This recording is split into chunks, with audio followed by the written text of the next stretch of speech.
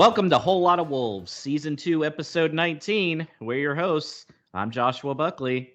And I'm Paul LePage. And the holidays are rapidly approaching, so this is going to be our 2020 finale. Paul, are you feeling festive?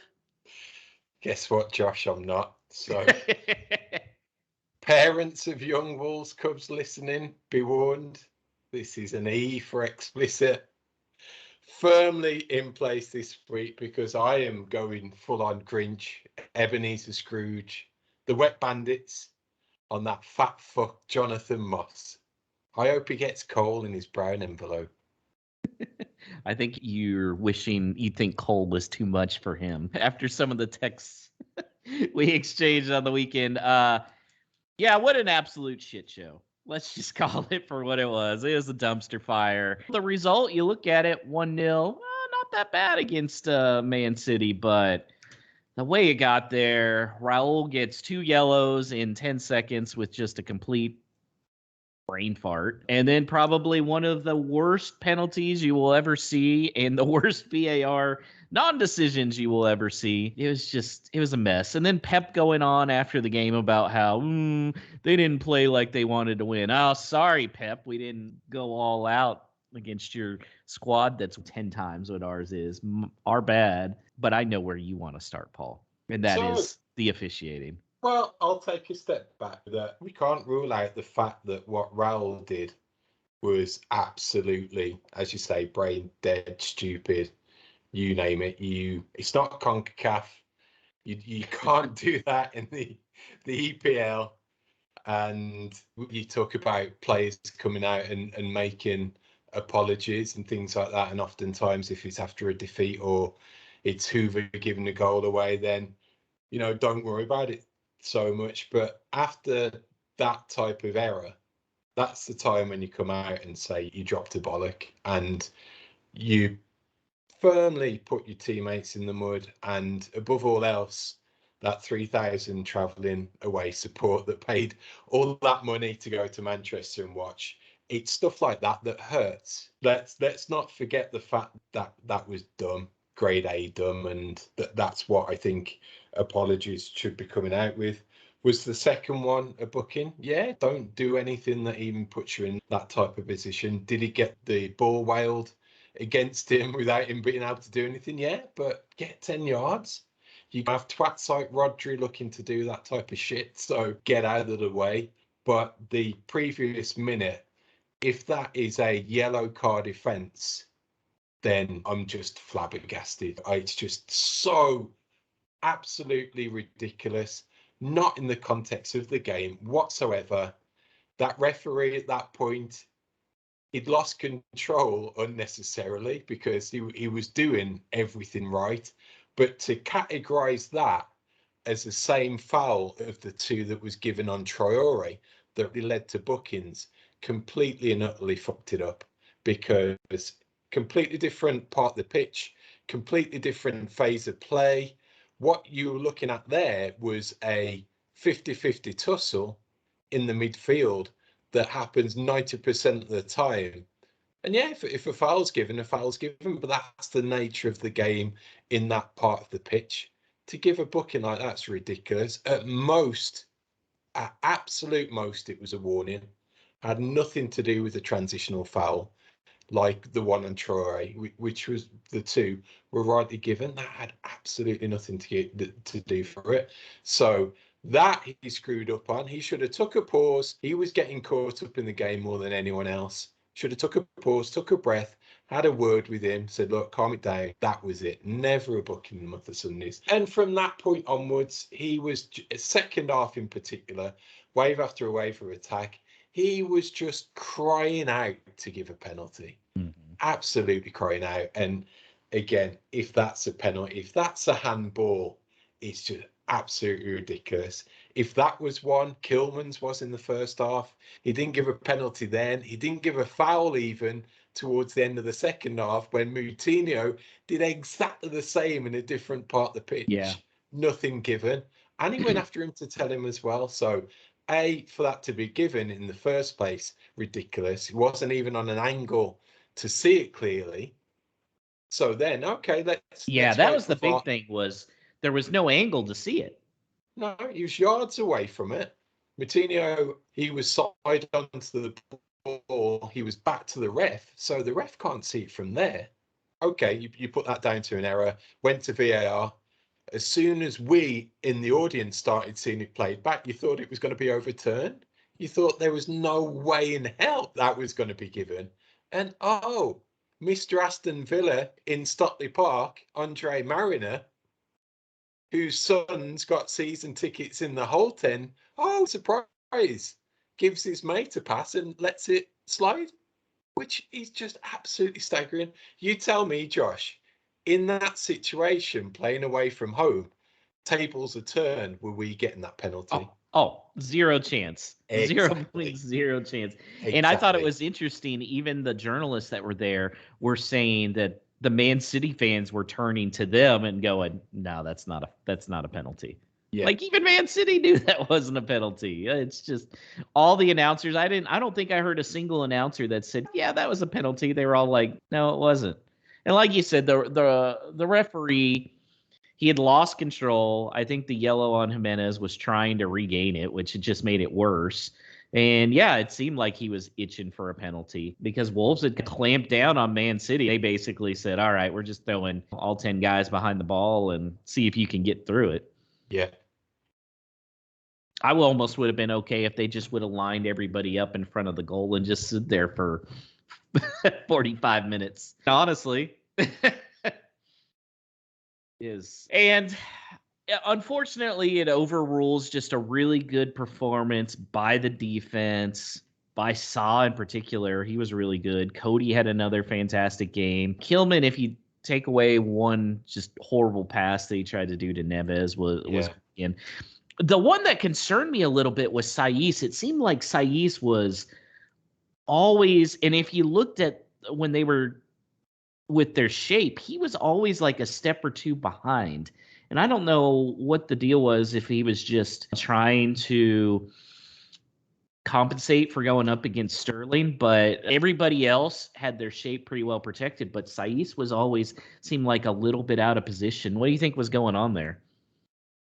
I think most of their success was coming down that side, and Sterling did seem the outball as far as that went. I'm not sure if it was 100% down on size based on that, or whether he was taking a step back, maybe to compensate for Adnuri a little bit. But I don't think he had a bad game, and actually some of the stuff that he was getting in the way of and coming away with the ball from Sterling or whomever was pretty decent. And that was where I think that factored into it a little bit, that he turned into public enemy number one from the City fans for going down when he got a whack in the face. And that was influencing a lot. But when you think about it, I wouldn't have been surprised if that was part of the game plan. Press, niggle, be a pain in the backside, really make them have to get by you and beat you to get to carve a chance. Be niggly, get stuck in, do what Sice does, which when he brings out the dark arts can be quite good. Whether that factored into somewhat, but I just think as a defensive unit, as a body of work, I know it's difficult to judge when it's 11 versus 10 against Man City and it's attack after attack, but I thought it was pretty phenomenal, really. Yeah, it must be nice to be able to pull in Phil Foden and Kevin De Bruyne off the bench. Yeah, to look round and have that talent, and how much was Grealish that they're able to take him off, and he didn't really get much of a look in. Yeah, collective, I think, across the park, but really hard to judge it individually and how we would have continued if it had been 11 versus 11. And Paul, how do you think Semedo's been doing the last few games? Again, take out of it that backs against the wall, that they do a pretty decent job defensively. What just boils my what with Semedo is the breakdown in play, that there's so much good work and it gets to him and he can't progress the ball either himself or find that pass to do. We had fleeting opportunities, really, even when Raul was on the pitch. I genuinely thought I think it was in maybe our first foray into their final third, probably within the first 5 minutes. Both Semedo and Dendoncker had advanced, and I thought there's a positive there. That's the opportunities that we're going to have to carve by having those types of players advance on, and they're going to be our attacking intent somewhat, especially when you're only playing two up top with Raul and Troy. But again, it's another one of those games with Semedo that you're expecting more from him, definitely offensively, and it doesn't happen for whatever reason. And I think even Nuri didn't have that many opportunities, but he always seems more confident to take a man on, or to at least try and advance the ball up the field somewhat. Semedo, if he gets the ball, I'm worried about A, what he's going to do with it, and B, whether he's going to be able to advance it in any shape or form. Yeah, defensively, I'm okay with. Offensively, in a 5, it's just not that great. Yeah, and it seems like his speed has really taken a hit. Seemed like at Barcelona, he was always able to play a lot faster, and he just can't outrun anybody. And then it's always at that point, he's got to stop. He doesn't ever go for the byline and just try and he always is stopping and trying to play it back. And it allows the defense to get set. Yeah, and we missed that player bombing on either on the overlap to either receive the ball and put it in from the byline, or if he doesn't receive it, he's taking a player out by making that run and trying to get in behind. And we don't see that at all.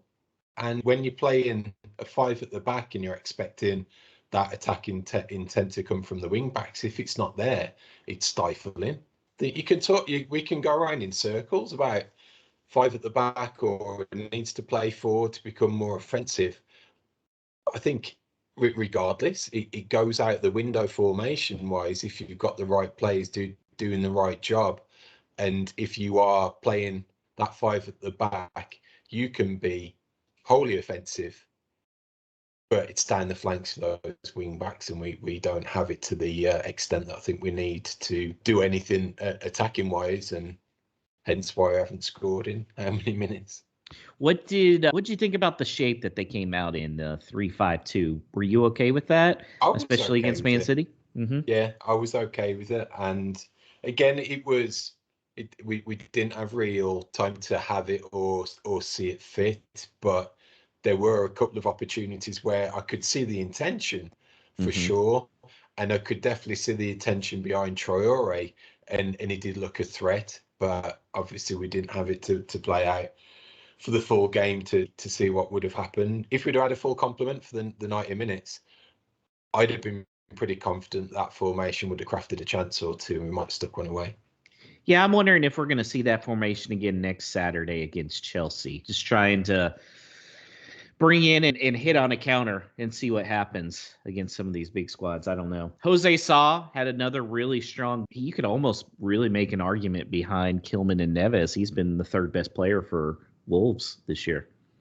Yeah, definitely. He seemed to do everything right in the right place at the right time for his saves. It seemed I probably need. I never watch it back, and I never rarely do the extended highlights even after a loss. But it didn't seem like his saves were a bunch of worldies. Obviously he was in the right place at the right time, so positioning and anticipation and all of that. I thought he did very well when it comes to defending the high balls. He was more punching, but solid punches, getting rid of the ball. It always seems when the ball comes into the box, it's a safe pair of hands. I'd probably like to drill into his penalty saving record a little more from his past teams, because you think with having such a good season, and maybe it's the rose tinted spectacles I'm looking back on Patricio on, and now that I'm thinking about it, I don't think he had the best record when it came to pens, but I had more confidence with Patricio facing a penalty, whether that was because he's Portugal's #1 and been in countless shootouts or whatever. But I just feel that looks like he has his mind set and he goes. Whereas you'd think with the season he's having, maybe he has a little bit more anticipation, maybe holds it a second to keep his position, and then goes when the kick's taken. It's crapshoot, isn't it, when it comes to a penalty? So Yeah, it really is. being overly picky. All these negatives, and Wolves still almost tied it up there late. Podence came in, and I thought Max Gilman got as good a shot as you were going to get there late in the game. Did you actually think that was going in for a minute? I did. I thought it was a great little play to put Podence in, and a lovely ball into the box, and he was just crying out for someone to get behind it. And fair play to him. There's not much more I think he could have done. And again, you put it down to a world-class keeper in a really good position who was able to get to it. But wouldn't it have been nice just to have a little break and stick the middle finger up to Jonathan Moss and VAR and the I'm Premier sure League? I'm sure it would have been overruled because of something. Yeah, there'd probably been a push on the back, and but that again, it's fine margins, isn't it? You put yourself in the game and you stay in the game, which you applaud, to get that one opportunity, and either side, foot lower either side, you talked about a point. So I still think that Podence can make an impact coming off the bench. I still don't like him as a starter, I don't think, but that was another prime example there of came off the bench and did something interesting. I thought it was very odd they only went with one midfielder, and they definitely went for it there at the end to try and see if they could grab some kind of point. That was risky by Lodge, but you know what? I dig it.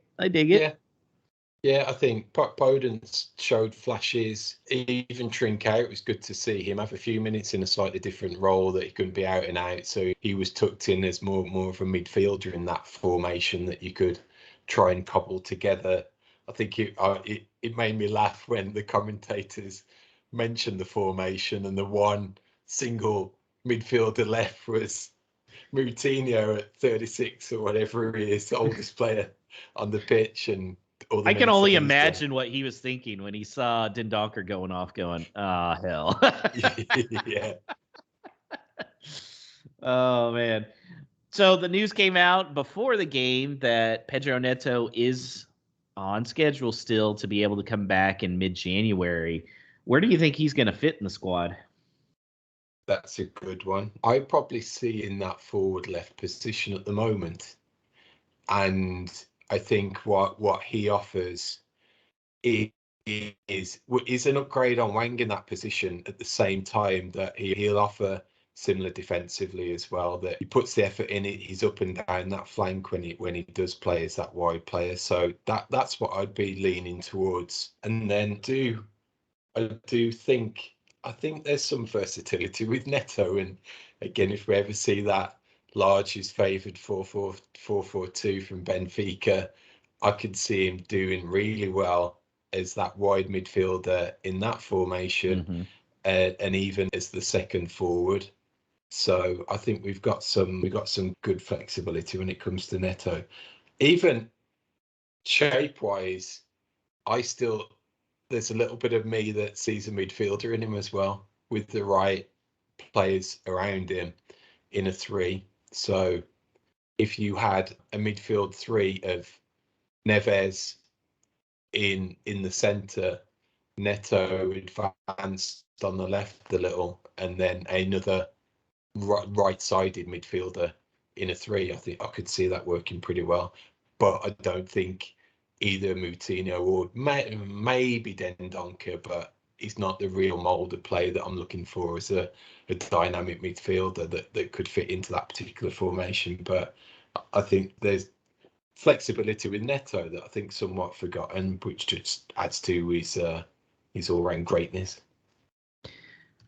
We just got to do something. I really just want to see the 4-4-2 once. Put Raul and Huang up top, Neto if he comes back, but the other three, Adama, and then the back four, even with Cody and Max, I'd be fine with. I just want to see it. Yeah, it's all been the clamour that's saying that we need a centre back to play a four, and the body of work so far this season doesn't really lend itself to that. We got nothing to compare it to. We got no idea about how any of those combos would work just as two centre backs. But as it stands, I would have no problem with Kilman as the left centre back. I probably wouldn't have a problem with him as the right centre back if it was Seiss as the other one. Kilman on the left, Cody on the right, maybe. So for me, my number one priority that could completely switch around the whole intent of this team, be it in a 5 at the back or of a 4, is that central midfielder to partner Neves. Yeah, absolutely. They got to do something. And we'll go ahead and already start talking here. Wednesday's game is going to be against Brighton. Obviously, you can't do too much of a formation change because Raul's going to be out for this game. So you're probably looking at another 5 back. The question is, where does it go after that? Are they going to go back to 3-5-3 or a 3-4-3 or a 3-5-2 with, and who's going to be taking Raul? Is it going to be Fabio? Is it going to be Hwang? I think this is a big one for Fabio. If Fabio doesn't get the call here, that does not bode well for him. I think it's lending itself to a 5-2-3 just because they've got to manage their minutes, especially for playing 45 plus with 10 men on Saturday. So I would be wholly surprised if Moutinho starts.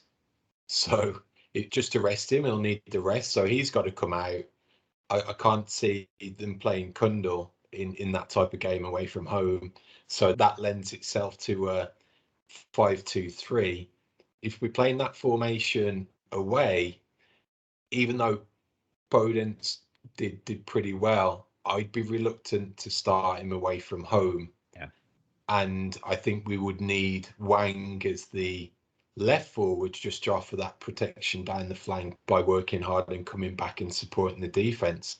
So if that happens, that has to lend itself to Fabio starting down the middle. I think that's what he'll ultimately go with.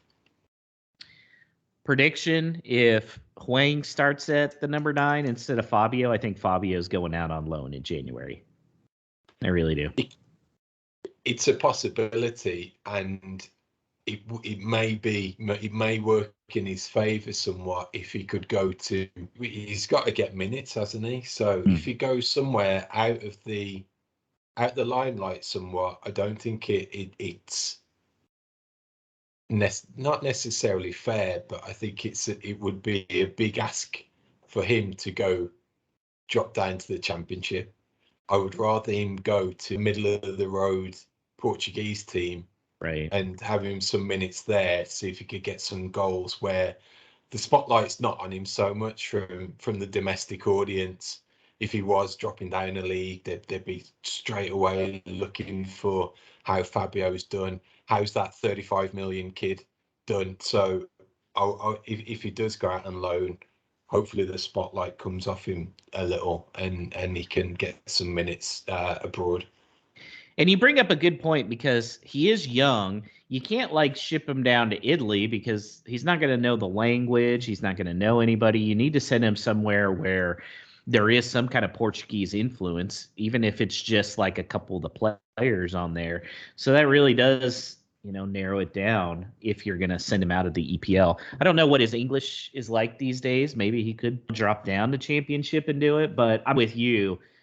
The best thing for his success would be loan him to a Portuguese team for the rest of the season, just to see. He's got to get some kind of minutes here. Otherwise, what are you doing? I wonder if the grasshoppers connection factors into it in Switzerland. Oh God, if he ends up with grasshoppers. Yeah, that has got all sorts of question marks around it in terms of secondary ownership and what have you. So he's surely better than Leo Bonatini, who's there. So hopefully we're looking at a better standard than that. But top flight European football with players that may be familiar. So who knows? Yeah. So Adama's been starting now the last few games. Do you think that continues? I do. I think it's got to. Again, we at the moment without. It's so tricky that we're not even scoring. So we're not crafting a bucket load of chances. We're not crafting gilt-edged chances, but he's the only real bright spark out of all that doom. So he's got to continue. From a defensive point of view, I can't see him changing it too much, especially going away bogey side at Brighton, and it's going to be tricky away at the Amex. At the moment, I'd be inclined, if he was sticking with that 5-2-3, to drop Semedo and give him a run from right wing back. So just to offer some attacking intent from down that flank, but he's got to have the right players in front of him.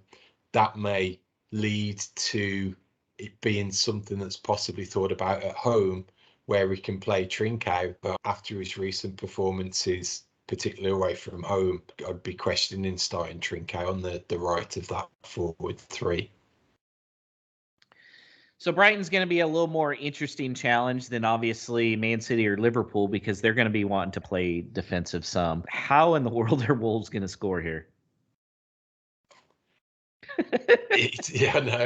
It's someone stepping up, and I think I might go into my prediction here that if Fabio doesn't start, Wang starts as the 9, Podence starts, and he does really well, and the goals come from him, and we get a 2-0 away win. 2-0? Yeah. Wow, look at you. Have you already started drinking tonight? This is English breakfast tea. If we're doing predictions. Do you have an update on the scoreboard? No, I've not done it. Yeah, I think I've been doing pretty well lately. I'll do it when I get some time. Yeah, except for that Man City stinker I had. Yeah, when we get to the turn of the season, I'll take a look and we'll get some stand-ins. I am going with another thriller on Wednesday. 0-0. It's one of those things where, you know how last year I was like, I'm not going to predict them to score more than one goal until they actually score more than one goal. Now it's at the point where I'm not even going to predict them to score a goal until they actually show they can score a goal. And with Raul, it's kind of dicey against a team that's already going to want to play a little defense. Yeah, I think 0-0. Thank goodness we got all those points when we needed to early on. I think that's what's factoring into this run at the moment a little, is that we need a win from somewhere.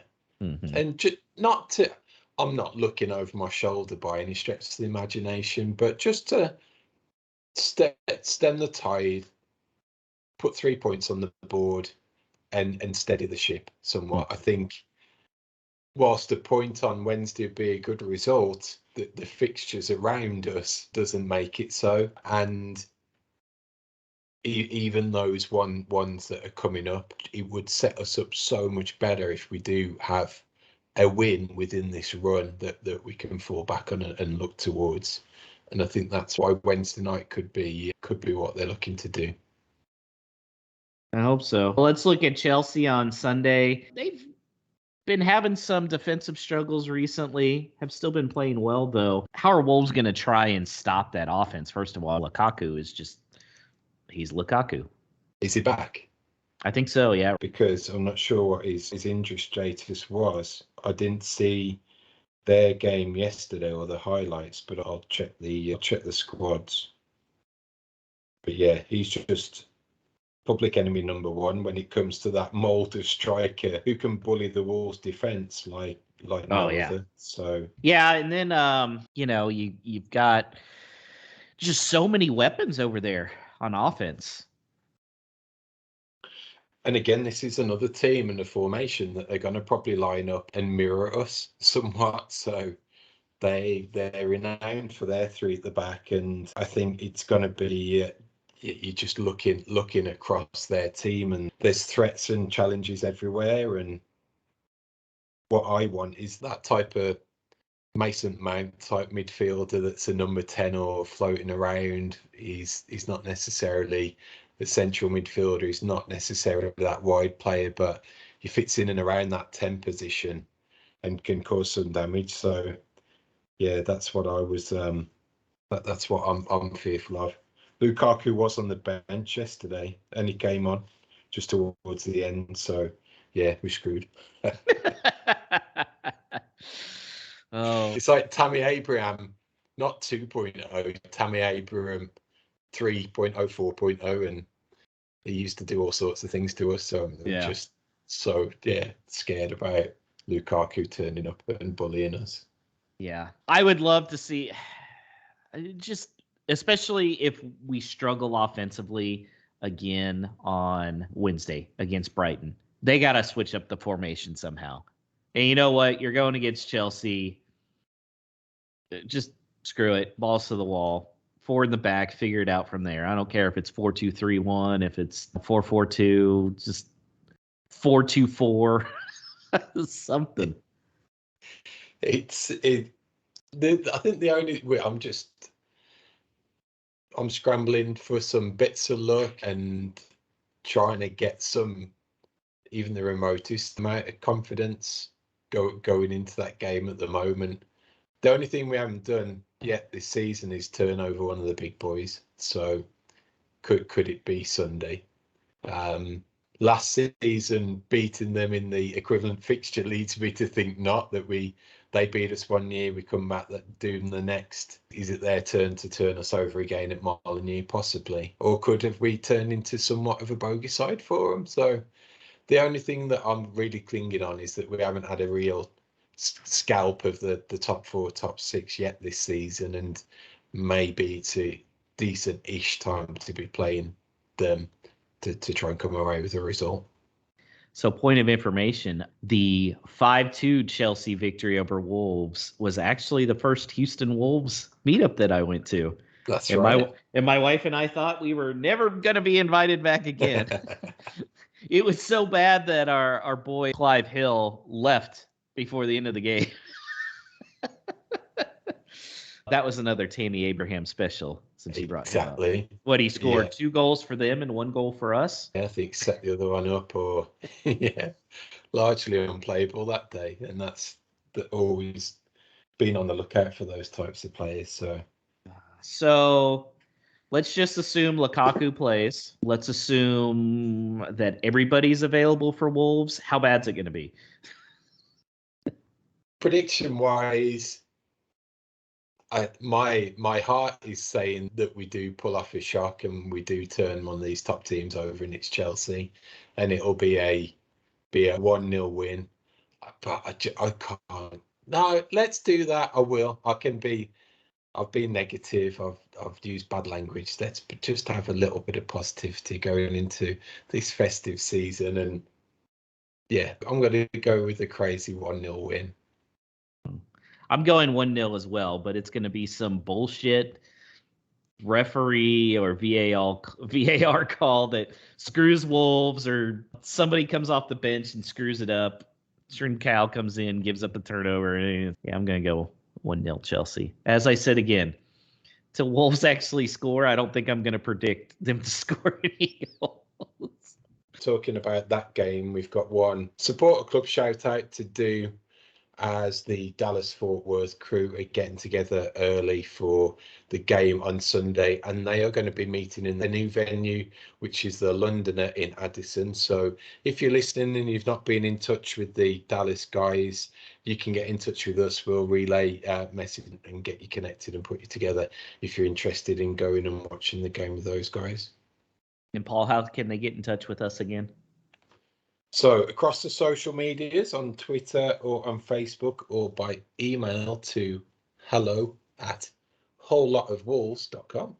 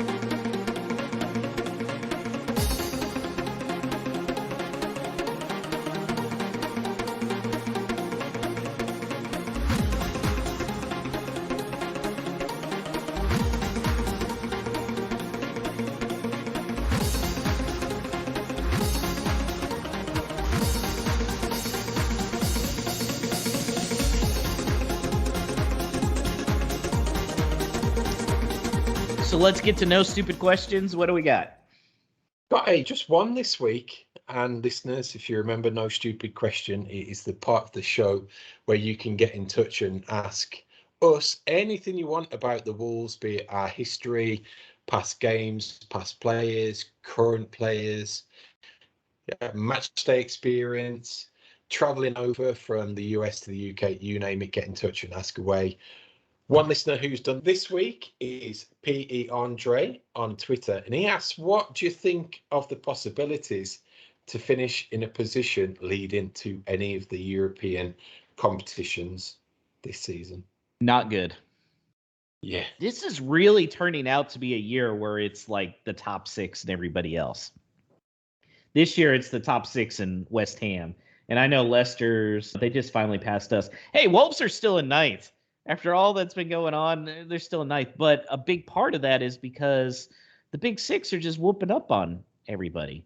It's so frustrating. I don't know. There's no way to fix the financials. There just isn't. But it's going to be tough to get through one of those guys. I guess Tottenham maybe, but West Ham's playing really well, so that's one of the spots. I'm inclined to agree with that. Just looking at the table, that's how it's stacking up, that the top 6 are there and West Ham. So even if they drop down, they're going to come into 7th and that Europa, I've even forgot what it's called, not even the Europa League, the new competition that they call it. Oh yeah, the one that the Leicester coach had no idea about. So I'm the same as Brendan Rodgers. I don't know what it's called either. Yeah, he goes, what's that? They may just forfeit or send like their youth team, it sounds like. Yeah, I watched this interview on the Friday after the game, and he was like, "Oh yeah, now we're still playing in European competition, and that's what we used to attract players coming to the club and the promise of European competition." But yeah, it's one thing about playing in the Champions League; it's completely another to be playing these no-mark Latvian teams on a Thursday night for some Tin Pot trophy that I can't even remember the name of. But with all that being said, it does look like it's the top 6 and one other. And looking at the table, we're just contesting with that best of the rest, that best of the other 14. I think the Twitter handle is on Twitter where they compare the stats of everyone else but the top 6. We're firmly in that group, and we're going to yo-yo between probably 8th and 14th, 15th through the rest of the season. I don't think we'll drop down that low. I think definitely between 8 and 12, 8 and 13. Yeah. And I could see us come the end of I think a good season will be around 10th. That's what I think. I could see us between there or 12th. But I think come ask us at the start of the new year when we've had that full. Of course, we are forgetting the easy way for us to get into Europa. FA Cup. We just have to win it. That's it. That's it. Yeah. It's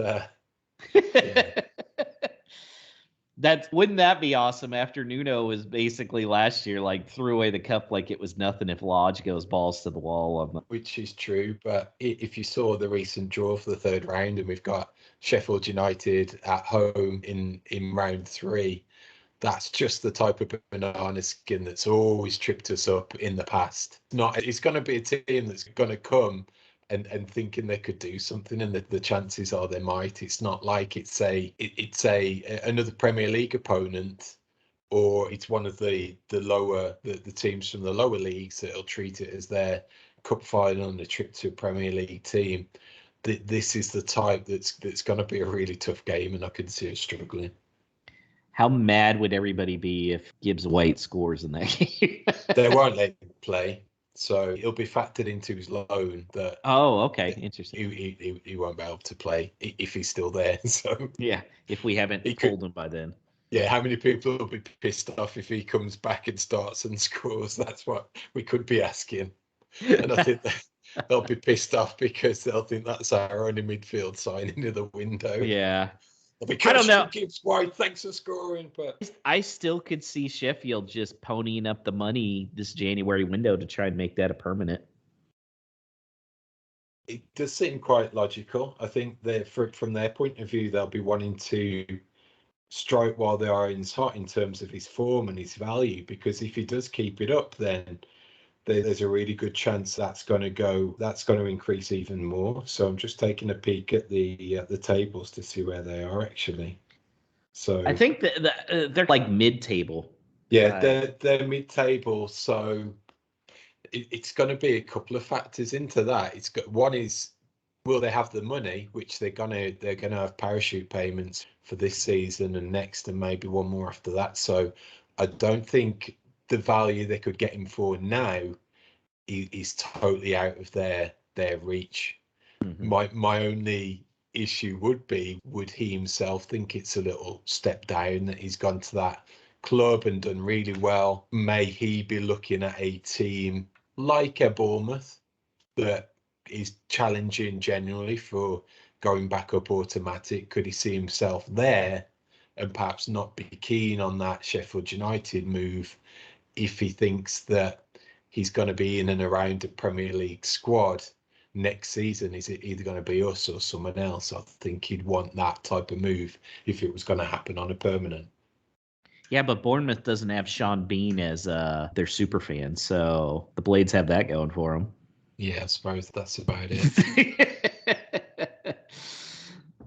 All righty. So, Paul, Merry Christmas. You're right, Josh. It brings this week's show to an end, and it will be our break for the winter as well, with festive plans and what have you. We're going to be closing out 2020, but we'll be back in the first week of January to summarise this busy festive period of games and then give our mid-season grade on the season so far. But during this time, please keep what you are doing in terms of liking, subscribing, reviewing Whole Lot of Wolves on the podcast platform that you find yourself listening to us on. We are rated 5 out of 5 on Apple Podcasts from 20 ratings. Most recent comment on there is from Alex Peticus, who says, a great listen as they consistently deliver compelling Morse conversation and carry themselves with a lightheartedness that is refreshing. So we're good job, refreshing. Josh. Yes, so thanks, Alex, for those kind words. And if you want to do the same, listeners, then we encourage you to do that. It gives us a good boost to our souls in this journey that is watching the Wolves. But it also helps with our exposure and algorithms and increasing listenership and spreading the good world of Wolverhampton Wanderers in North America and beyond. So thank you to that. So in the meantime, happiest holidays back to you, Josh, and our listeners, and up the mighty Wolves.